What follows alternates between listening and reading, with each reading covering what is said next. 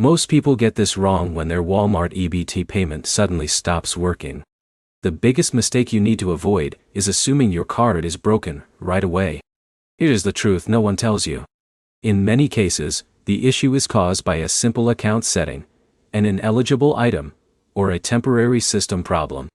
In this video, I'll show you the most common reasons Walmart EBT isn't working in 2026 and the fastest ways to fix it.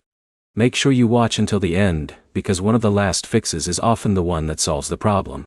Let's start with the easiest solution. First, check your EBT balance. If your available benefits are lower than the cost of eligible items in your cart, the transaction may fail. Many people forget to verify their balance before shopping online or in-store. Next, review the items you're trying to purchase. Not everything sold at Walmart qualifies for EBT.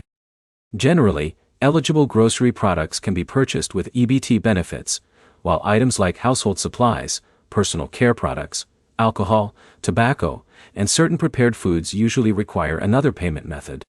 For example, if Alex adds bread, milk, shampoo, and paper towels to a cart, only some of those products may qualify for EBT payment. This can create confusion during checkout. But here's the problem. Even if most items qualify, one non-eligible item can sometimes make people think the entire EBT payment failed. Now here's where it gets interesting. If you're using Walmart online, make sure your EBT card information is entered correctly and linked to your account. A small typing error or outdated card information can prevent transactions from processing successfully. Another common fix is signing out of your Walmart account and signing back in. If you're using the Walmart app, update it to the latest version. Older app versions can sometimes create payment or checkout issues. This is where most people fail. They spend time troubleshooting their card, but never check whether Walmart's systems are experiencing temporary technical issues. If everything looks correct on your end, waiting a short time and trying again later may solve the problem. In a minute, I'll show you one final step that many shoppers overlook.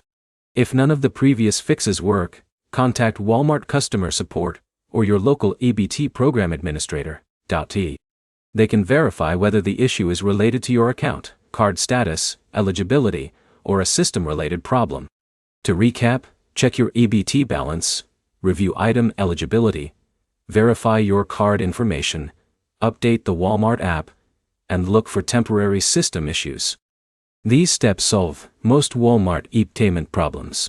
Now you're ready to troubleshoot Walmart EBT issues with confidence in 2026. If this video helped you, like the video, subscribe for more Walmart guides, and leave a comment below sharing which fix worked for you. Thanks for watching, and I'll see you in the next video.